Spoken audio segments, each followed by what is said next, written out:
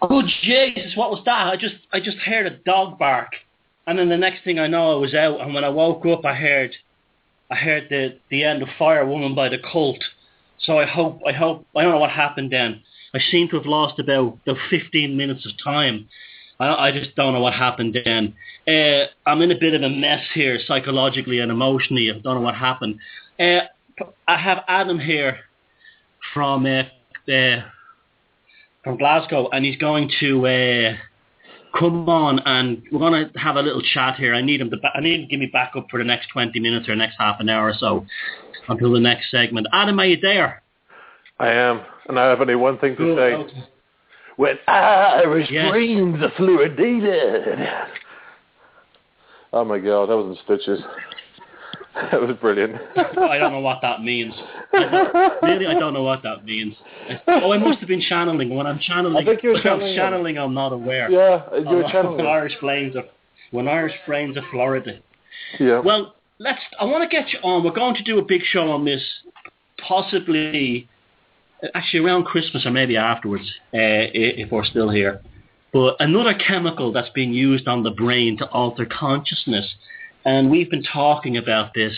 And for the next 20-odd minutes or half an hour or so, until the next song, I want to bring you in and talk about this DMT cult that's really starting to get on my tits. Mm-hmm. How do you feel about it? Oh, I mean, I don't think we can do the whole thing justice in 20 minutes. We can talk about it for sure, but yeah, I mean, where do you want to start? I mean, where do you want to start? Okay, I'll tell you where I start. Graham Hancock's Facebook page is literally Nurse Ratched on the psych ward and One Flew Over the Cuckoo's Nest going, medication time, mm-hmm. And all this DMT and psilocybin is being shoved in people's faces as this spiritual pathway, as this key to unlocking the universe, as this panacea. And what I'm seeing is a load of crap, a load of unsubstantiated hope being given to people, a distraction in the belief that they always need a substance to actually achieve something with their lives. That's where I would like to start. Have you noticed that as well? That's basically it, yeah. Well, I mean, it's like, we've discussed this a couple of times recently, it's like the whole LSD thing back in the early 60s, you know. Basically, you know, when they know that there's a growing sense of social discontentment, shall we say, you know, in times of economic and political turmoil, especially, you know, during the times we're living in right now, they're always going to give you an answer for it. A one-size-fits-all, easy, quick, nice solution, you know, just take the pill and that's it, you know, and that's what the whole DMT thing is, and it's been built up and built up and built up very, very slowly. I guess it all started with people like Terence McKenna, really. He was really the main guy who was brought out there. He was attached, he was connected to the big New Age research centers in California, funded by the Rockefeller Institutes, mainly, you know, ESALA and Aspen, all those places. They're basically think tanks that come up with social and cultural strategies, you know. But, you know, you had people like him coming out in the 90s and just doing all these seminars and talks on how the world's going through a radical transformation and we're going to, you know, we need to take this drug because this drug shows us the gateway to the next step of our, you know, evolution. Yeah. And we're going to become, we're going to merge with technology, we're going to merge with machines, we're going to merge with nature and the universe, and we're going to, you know, all sort of, you know, transmutate into some other type of psychedelic, technological, transhuman, drugged out existence of some sort, you know?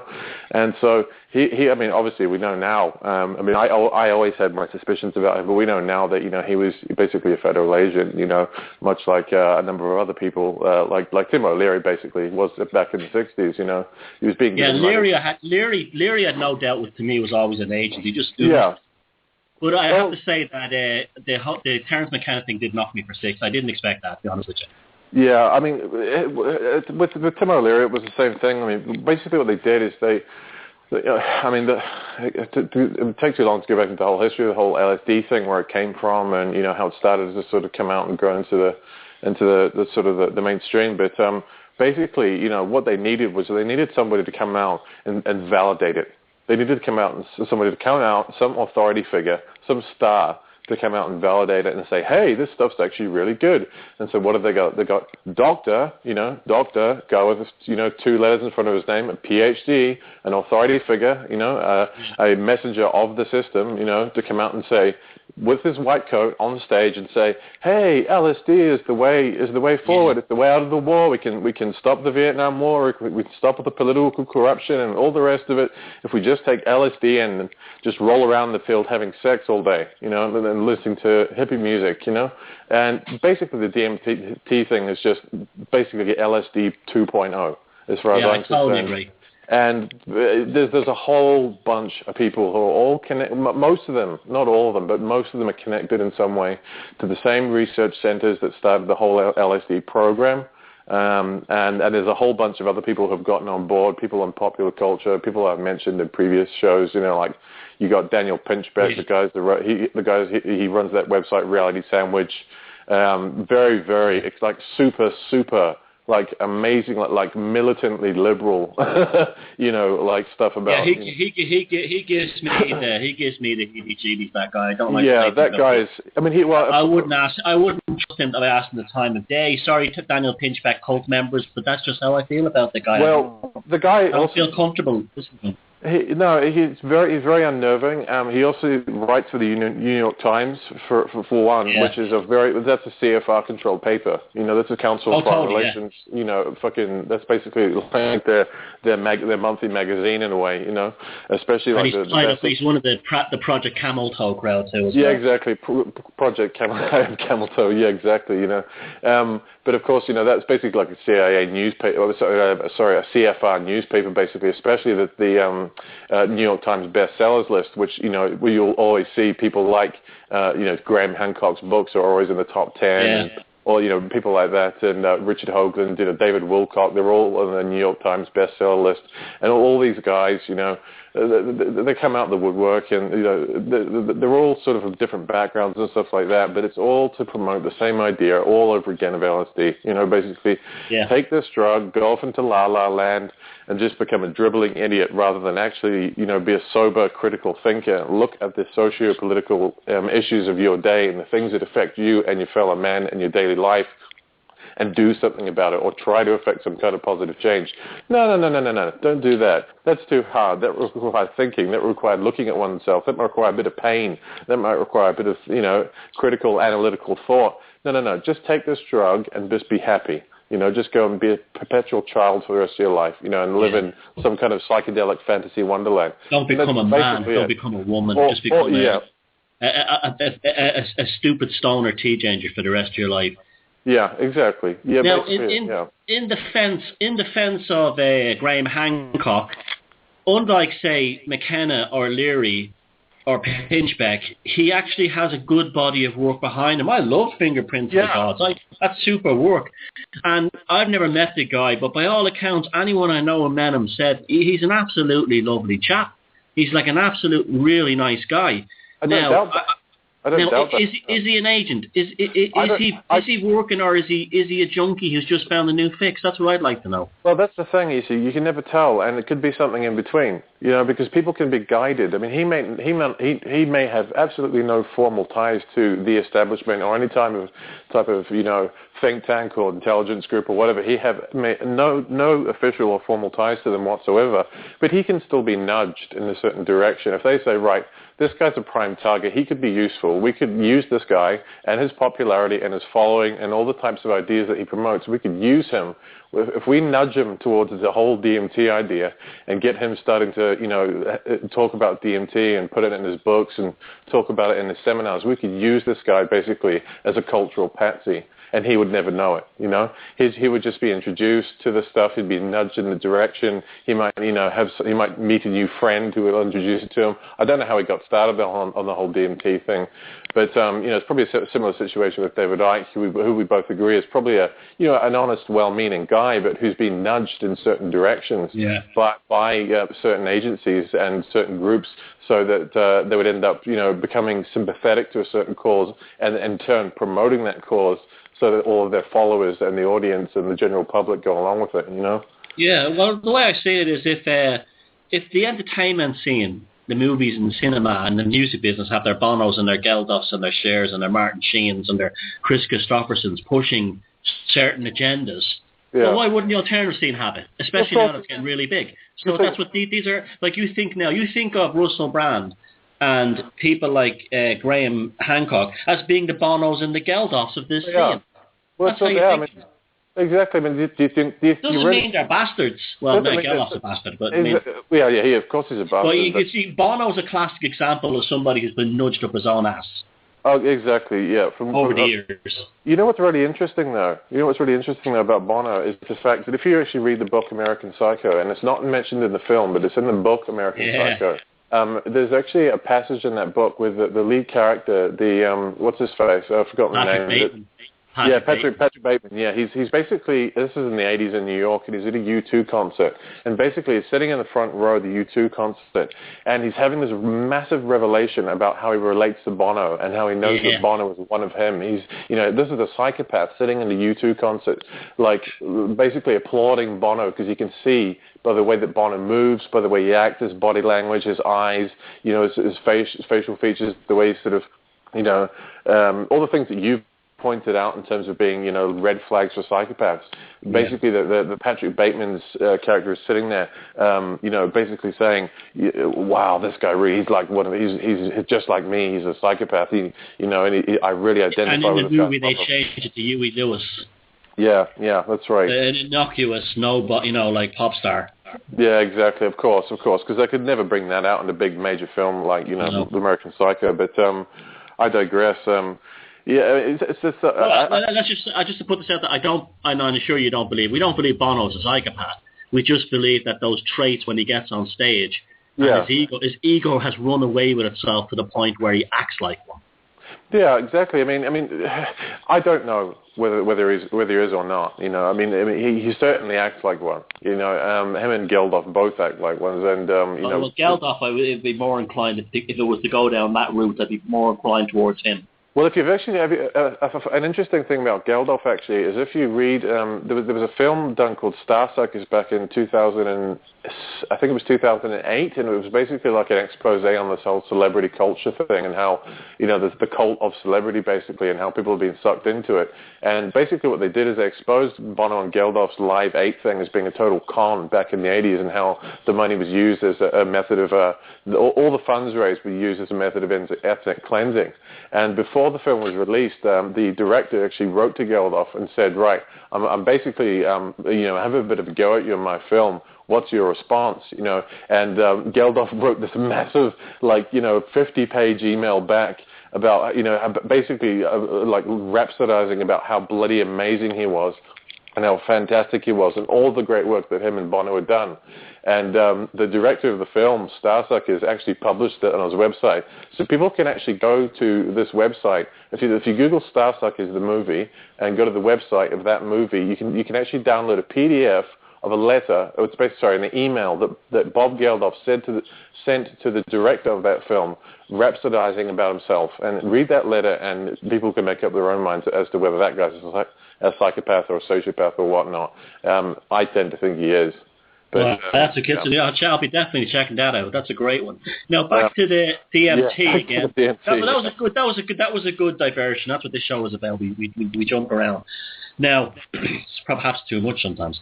But what you call it? What was it going to say? I'm still freaking out. I think I might have had a channeling session. I don't know. I think it's the fluoride, man. It's the fluoride. It's fucked your head up. It's the fluoride. It's fluoride. It's just I don't know what the keyboard is doing in front of me and the Bishop Price set. I don't know what it is. Well, however, I'm a victim. Now, let's talk about LSD back in the 60s. You see, you had an explosion. If you read books like William Burroughs' Naked Lunch, there was an enormous explosion of heroin use in the 1950s after World War II in the US, and LSD was actually seen as one of the cures for treating addicts. And I'm seeing the exact same thing again. They're now talking about Iboga. And how Iboga, and even with if that stuff worked in the 60s, how come we still have as many junkies today? Look at the 80s; it was a terrible time for heroin, and we're back again. And they're all saying this. It almost seems to be we have a heroin glut that suddenly floods our cities at the same time they have a cure. Do you ever notice that? Yeah, exactly. Of course. Ecstasy in the 80s was also touted at one point as curing heroin. Well, yeah, they did. The ecstasy was promoted as curing heroin, and they also there was a lot of financing behind some of the experiments that were done with ecstasy. One of the guys, I think it was, it may have been Paul Allen, or was one of the guys from Microsoft, one of the top guys from Microsoft, actually funded a massive series of experiments on ecstasy. Basically, and it was published in like Time magazine. It was like front page stuff, really, really heavily promoted, and it was all talking about how ecstasy is like the answer. This was back in I think the mid to late 90s from memory. I remember seeing it in the school library and thinking, what the hell? But it was basically talking about how ecstasy is the new wonder drug, and it's going to help. We've done all these experiments, and it helps people's marriages. When people go to relationship counseling, we give them ecstasy, and they solve all their problems, and they're honest with each other, and blah blah blah. And I'm not saying that it hasn't maybe helped some people in some way, shape, or form, but it's the whole idea of you've got a big corporate interest pushing another drug as the solution. Again, same with DMT. Yeah, there you go. It's people have. This is why it's so important to study history, because if people say, "Oh, history is cyclical," it comes in a cyclical. The cycles are, and they say this in such a way that it's purely happenstance. It's purely an accident. All they have to do is remember it's the same bloody thing over and over again. But the psychopaths in charge are always refining and twisting the agenda in order to come up with new ways of selling the same old crap.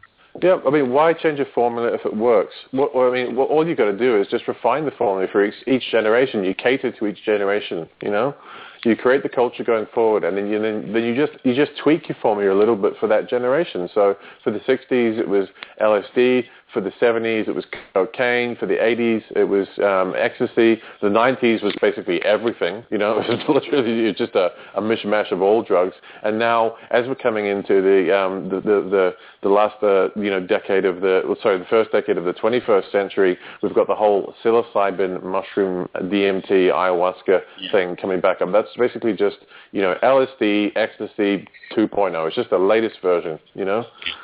And the same people still do. You still have the same people and groups and organizations that were there in the 1950s, 60s, 70s, and 80s and 90s are now here again. Yeah. Just, people have to keep waking up and stop looking for panaceas and stop acting like they need to live on some kind of a shamanistic psych ward in order to achieve spirituality or a consciousness that you can do it yourself. Go on.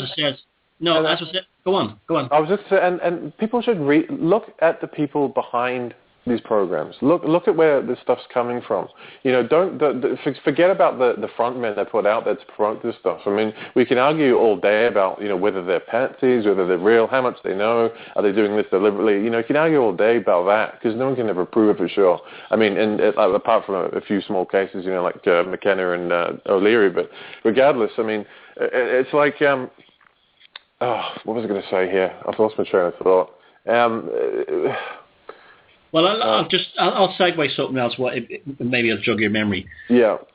I want to talk about, now we're going to, as I said, told people listening to this vast listenership that stretches across the globe, I think, that we're going to be covering this in depth at a future show with a lot more proper footnotes and stuff. That's what it was. Yes, sorry. Yeah, okay. What I was going to say was, yes, people should look into the actual history of where this stuff's coming from. Forget about the front men, but look at where has this drug actually come from, and you'll find again and again and again it's the same people. It's the same research centers. Most of them being funded by the big foundations like the Rockefeller Foundation, other members of the Rockefeller family, and other foundations connected to the Rockefeller Foundation. So all this stuff ties back to the same elite crowd. It's all come from the same people every single time. There's always a connection there. It always does two things. Now, this is talking about the predictions, and I'm sure you probably have a similar idea to me. You look at the LSD thing in the 60s, that ended up in acid casualties, lots of creative, when you had a real movement to overthrow authority, instead of having it, you had hippies putting flowers and guns and talking about peace and acting like children and singing up and away my beautiful balloon on the side of a hill, doing coke ads. It was totally fluff. In the 80s, same thing again. You had this sort of, especially in the UK, you had the real upsurge of anger following the Thatcher years or the height of the Thatcher years. They flooded it with ecstasy. Then you had the serotonin burnout. You had the 60s. You had the LSD burnout, and you had we lost great minds like Peter Green from the original Fleetwood Mac and Syd Barrett. Look what happened to them. In the 80s, same thing happened with this, and then there was a pharmaceutical repair then sold. So all those people who burnt their serotonin out on ecstasy in the 80s and 90s are all the ones using most of the psych meds now to avoid this horrific depression. Exactly. Do you think, people listening to this now, do you not think the same fate awaits you from all the trips to Peru? Now think about that one. In the 5 minutes we have left, Adam, give us your own insight on that. Yeah, well, as I said, we're going to have to go into this in more depth later on, and we'll organize that later on. But I mean, this stuff is being promoted across, right across the board now. I can see it slowly making its way into pop culture, just gradually through all of these different outlets. And we've got people like Graham Hancock, we've got people like Alex Gray, the artist. And then, as I said, I like some of Graham Hancock's stuff, and I even like some of Alex Gray's artwork. You've got bands like Tool, Tool, like one of my favorite bands of all time, but at the same time, they sort of slip a lot of that stuff into their songs as well, and they slip a lot of Alex Gray's artwork in there, and they work quite closely with him, and they're very into the whole psychedelic thing, and there's so many different angles. You've got people who I mentioned, like on the last show. You've got people like Joe Rogan, he's like a multi-vocational guy. He's got this massive, huge audience stretching across so many different demographics, and they're all getting the same message, which is basically, the DMT is the answer. He's lionizing Dennis McKenna and lionizing Dennis McKenna and interviewing his brother. Or Terence McKenna and Dennis McKenna, I get them mixed up, but you know what I mean. He's talking about those guys and interviewing them.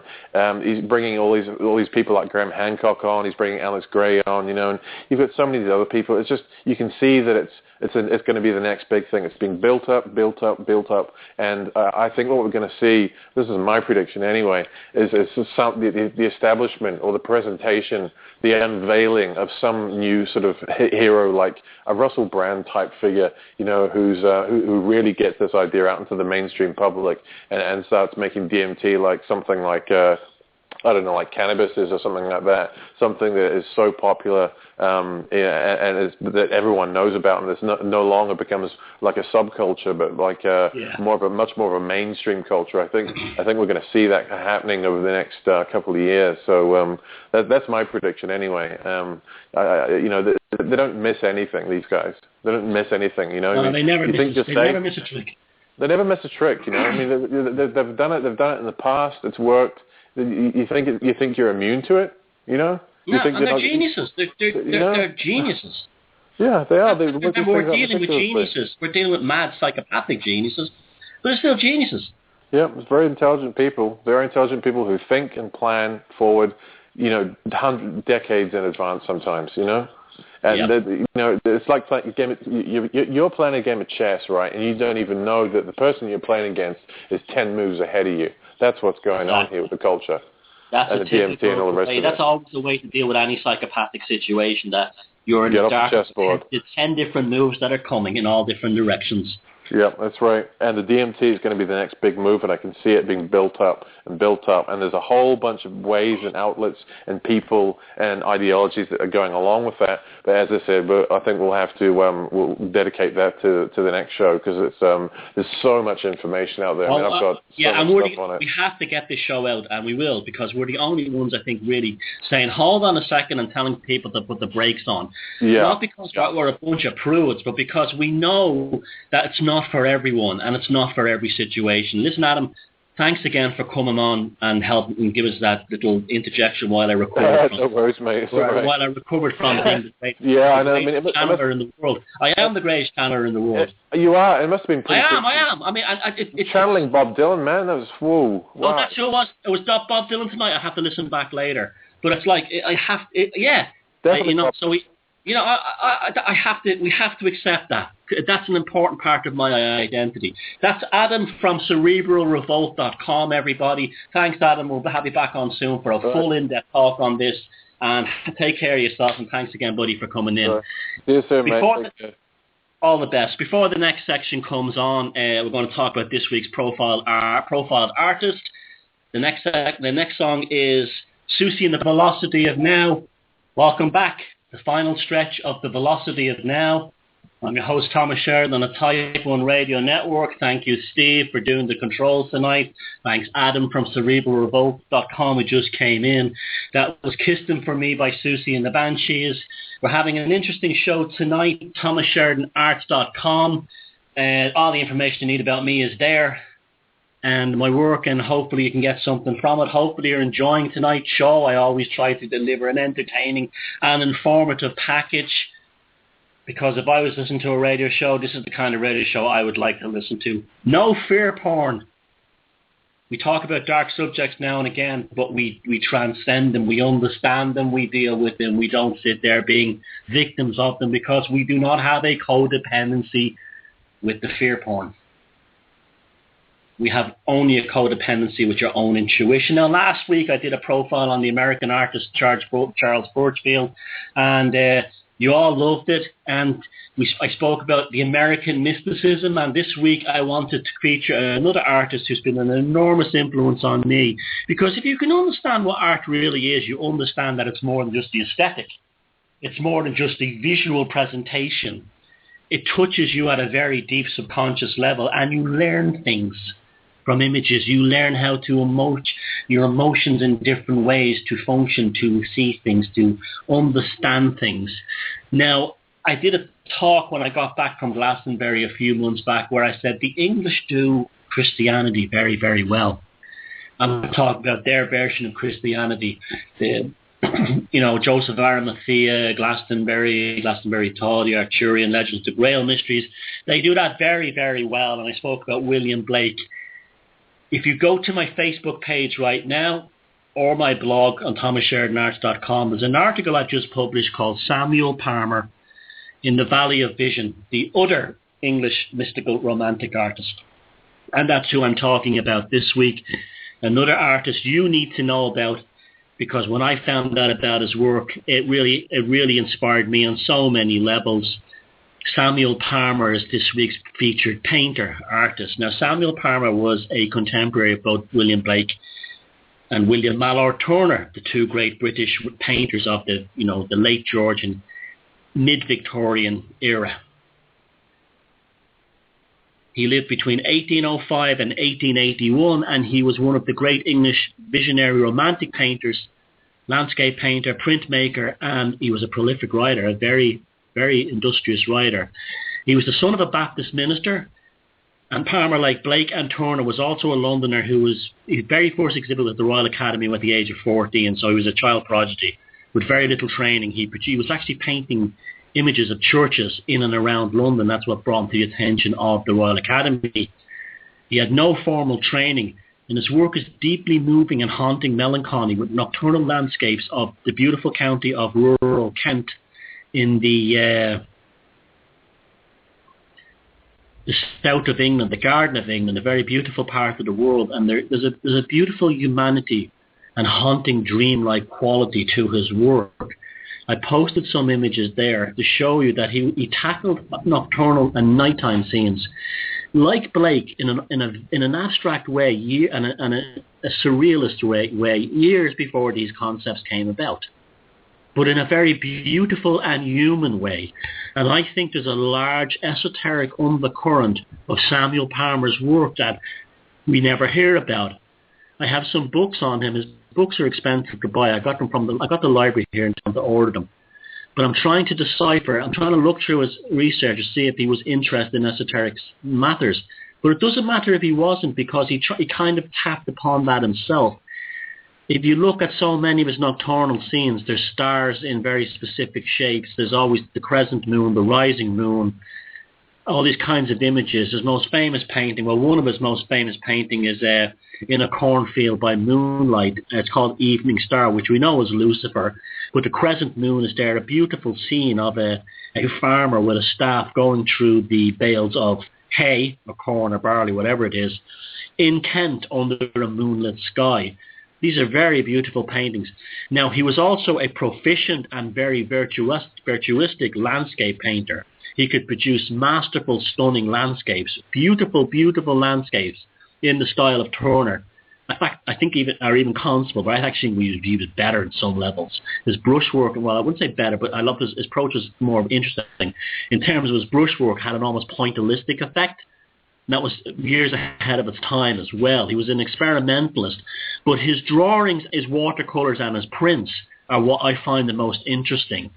A lot of his monochromatic paintings is a style I really enjoy, and you'll see that I post that now and again to my Facebook wall from my sketchbook. The same kind of ideas, using just sepia, which is basically octopus ink or squid ink. It's a beautiful smell when you paint with it. And gum arabic, which is a sap derived from the nuts of these trees in Africa. It's actually the fixative in watercolors, gum arabic. And using this kind of almost like alchemical potent information of the ink of a squid, which is used to hide it from predators, coupled with an African, tree sap, and then creating these mystical paintings. It's almost like an alchemical engagement with the aesthetic, with the design, with the landscape. This is what makes being an artist, even if you think you're no good at art, so beautiful and so wonderful, because you realize that the moment you dip that paintbrush or that pen into that pigment or that ink, and you apply it to that paint, that surface, whether it be a canvas or paper, you're engaged in an alchemical engagement between all the processes that brought those pigments to your palette via the conduit of your consciousness, and then diverting it into the finished work. You have to understand that this is an act of magic. And artists like William Blake, another Londoner like Samuel Palmer, also had this, but so did Turner as well. Now, in 1824, Palmer met William Blake, who influenced helped him confirm his visionary approach to art. Palmer retreated to the rural isolation in the village of Shoreham in Kent, his own Valley of Vision. Here he produced the most distinctive work and gathered around him a group of artists, including Edward Calvert and George Richmond, known as the Ancients.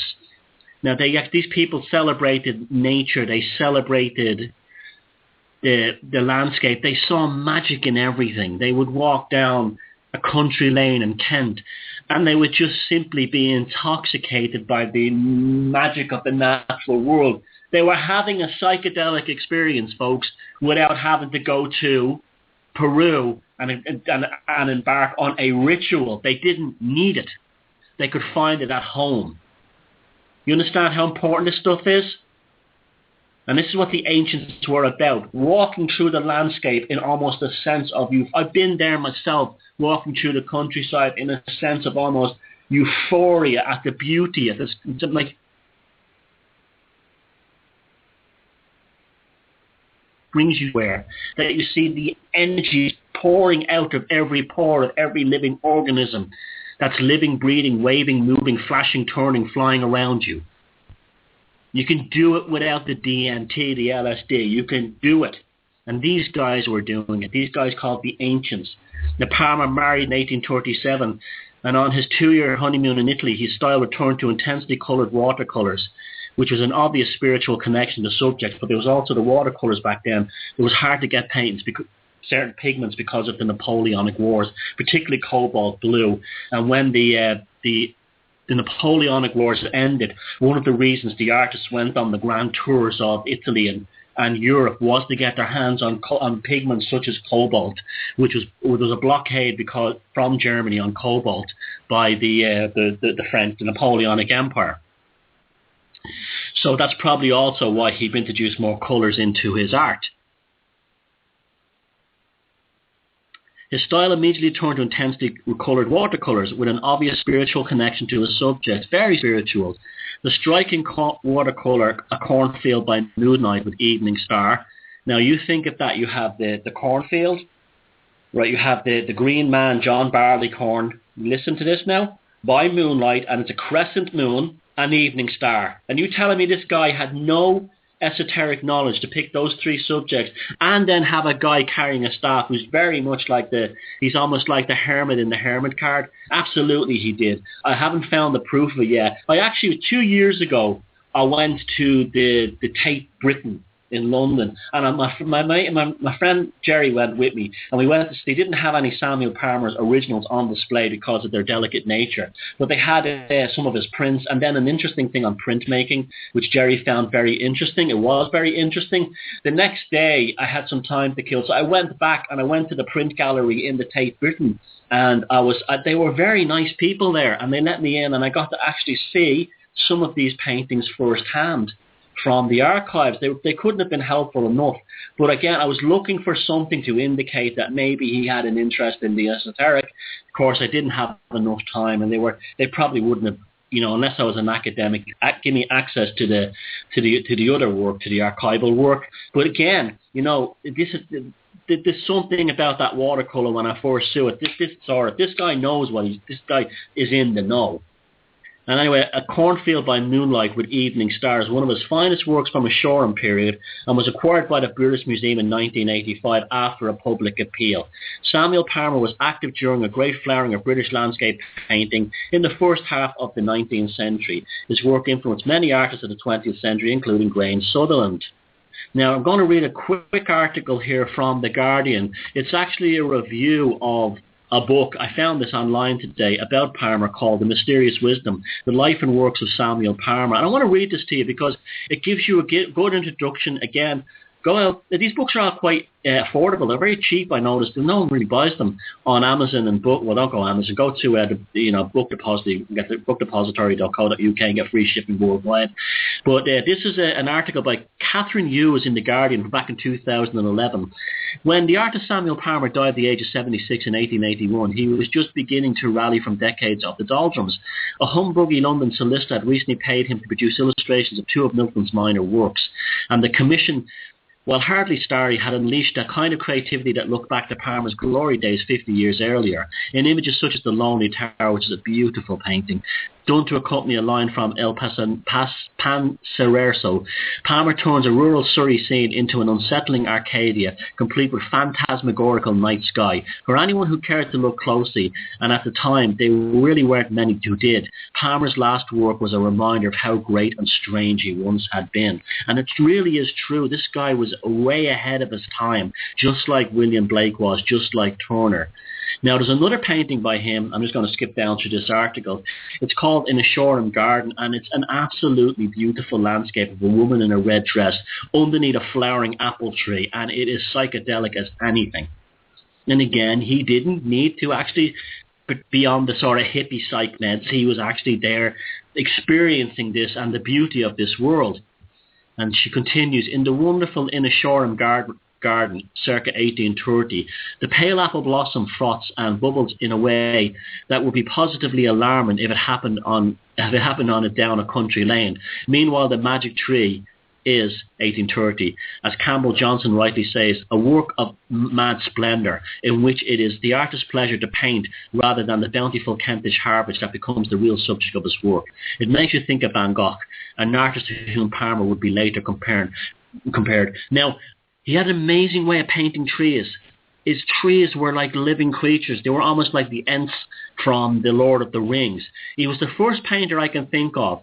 This is one of the things that I never really cared much for in Turner's work, although he does have a very amazing, but it's really a sort of biological, almost anatomical watercolour of a large tree in Hyde Park, which is in the National Gallery of Ireland. But in general, Turner painted trees very similar to the French landscape artists. They were devoid of life. They were just basically used to balance the composition. You'll see in so many Turner paintings, there's a large tree in the French style of landscape painting that's just kind of thrown in the corner. It's usually almost black. It doesn't have much structure. You can't tell the species. And you don't have much detail in the lower part of the tree, the bark and the trunk. But Palmer changed all that. If you look at the way he painted tree trunks and trees, they had these sort of like serpentine sort of like movement to them. They were real personalities. That was one of the things that drew me to his work, especially when he painted trees under moonlight and nocturnal scenes. They had this kind of twisting and turning serpentine quality about them.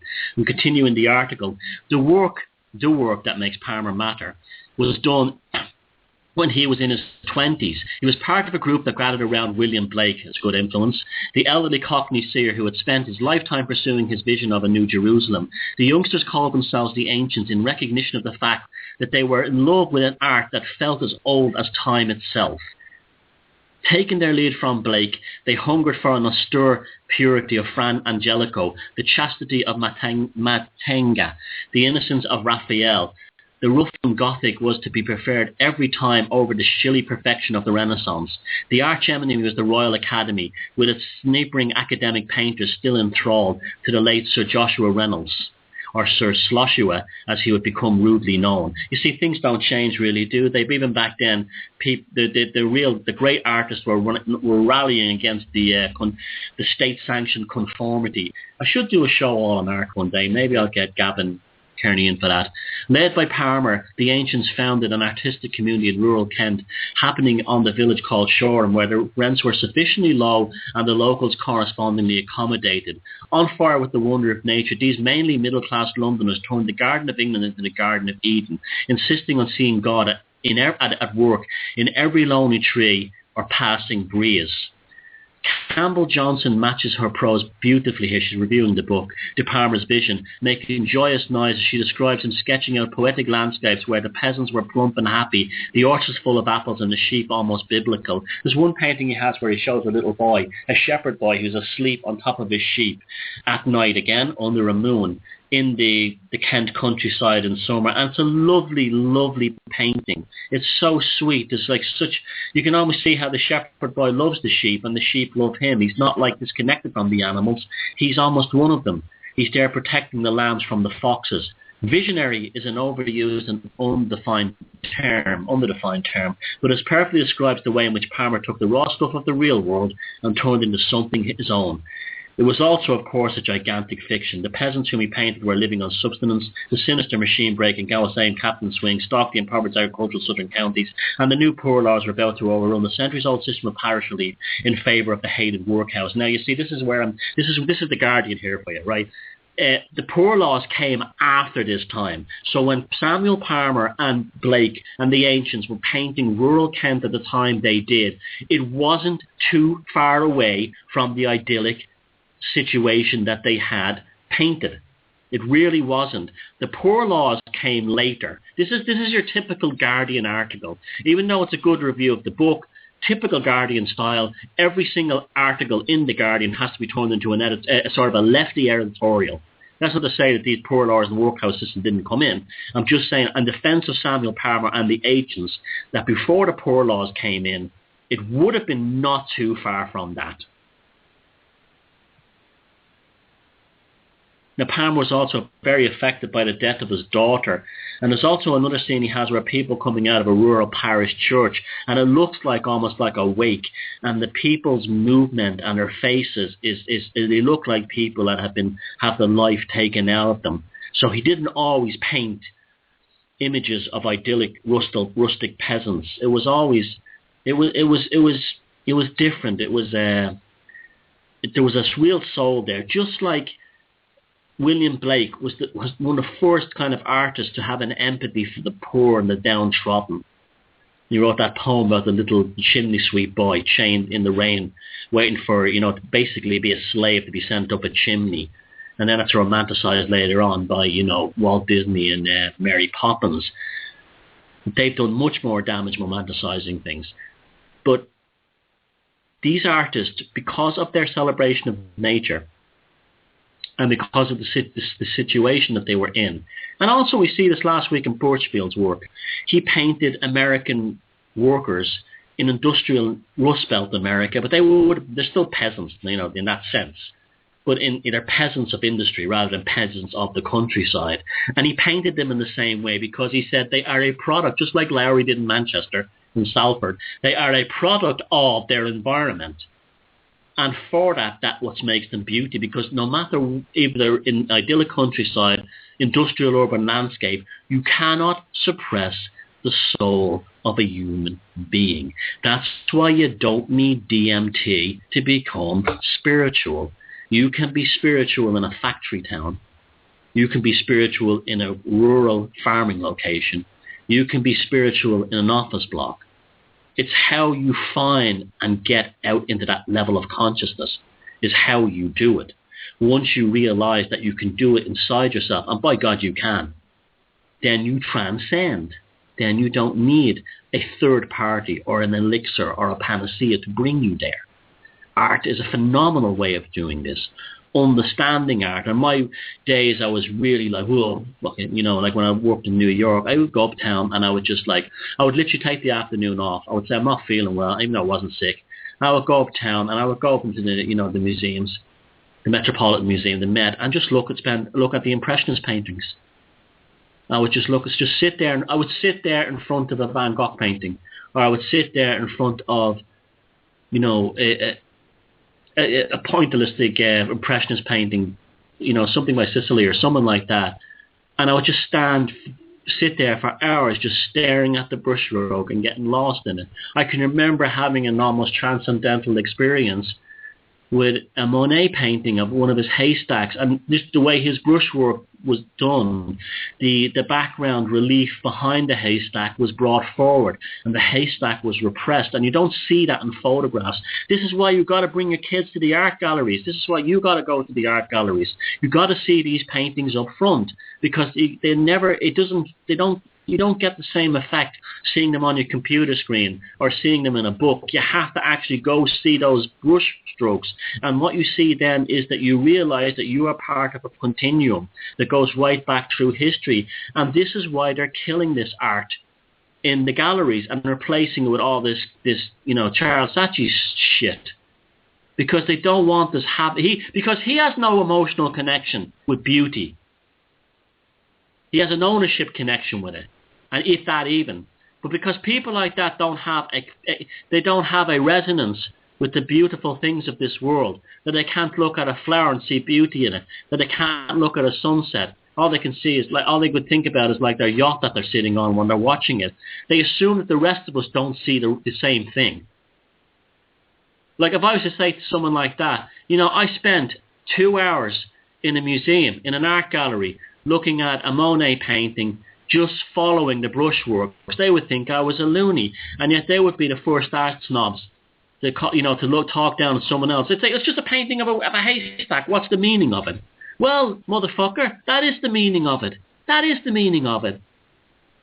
Monet, just like Samuel Palmer, just like Charles Birchfield, just like all the artists I admire, just like Van Gogh, they looked at these scenes and they saw what you don't see, and you know what that is? Humanity. Humanity in contact with their environment. Humanity seeking beauty and greatness in the natural landscape. That's what they saw. What do you think, you know, Toulouse-Lautrec was doing when he was painting the two lesbian prostitutes in bed together sleeping? It wasn't pornography. He was showing that that was love. But yeah, if you had that today, because of these bearded schizoid art professors who are behind all this crap, would demand that the two lesbians were, you know, the covers are pulled off them. There was no, you know, sense of love, and you would have them. They were lesbians because all men are evil, all men are rapists, all men are misogynists, unless they're gay or black. This conceptualization is what's destroyed art. But you have to have the beauty first, and then you apply the concept. It doesn't work in reverse. You can't drive a car without an engine. A bird can't fly without wings. You have to have the underlying thrust that has created that creation in the first place, and that is the beautiful artwork, or the interesting artwork, or the intriguing, or, you know, conceptual artwork of value behind it. And then on top of that, you layer the concepts, you layer the meanings. Propaganda is a product of the aesthetic. It's not, when it becomes the aesthetic, then it's truly evil. And what we have in the art galleries today is propaganda. And you could say, oh, well, wasn't Samuel Palmer, you know, the ancients, when they were painting sort of, you know, idealistic, you know, English rural scenes under the moonlight, weren't they being a kind of a propagandist for that thing? No. Because they weren't shoving it in other people's faces by saying, you must be this. They were saying, look how lovely this is. Look how this makes me feel. Look how this resonates with my soul. Look how I use this as a spiritual conduit, a spiritual connectedness. Isn't it nice? Can we learn something from this? Can we feel something from this? What does this say to me about my life based on my interpretation of the work rather than some bearded schizoid college professor, Guardian reader who imposes it upon me? And that's why we're going to continue to have these little art lectures. I am going to be your new art teacher. That's what I'm going to be. I'm going to be your art professor, and I'm going to, like, every week, every couple of weeks, I'm going to feature a painter, an artist, a sculptor, a musician, and we're going to write it. We're going to talk about these things because we need to talk about these things because more and more I'm starting to realize that us in the alternative movement, we're almost becoming like the Gnostics in the sense that we're the ones that kind of try and keep the good stuff alive. Because the Romans are still running the show and they're filling us full of shit. Caligula is still in the forum. And that's why we have to know these things, cherish them, and carry them through to the next generations. Because we are the generation that can finally... We can't say to our parents and grandparents, you failed because you didn't look after the future, you had the knowledge. Well, they didn't have the knowledge, but we bloody well do because we have the internet. So we are the first generation that where they can actually point to us and say, you knew the score, you had the information, and you did nothing about it. And that's what the purpose of this show is, and that's what the velocity of now is, and that's what my life is, however many years I have left. And as long as I have this time left, I'm going to celebrate what's good about human life, and I'm not going to be subject to anybody's arbitrary codes, conventions, cults, or dogma, and neither should you. Good night. God bless. This is Thomas Sheridan, thomassheridanarts.com. Hope you enjoyed the show. If you didn't, if you liked it, send me an email, send me a message, just say anything. But good night, God bless, and I'll see you next week. Take care. And thanks, Adam, and thanks, Steve.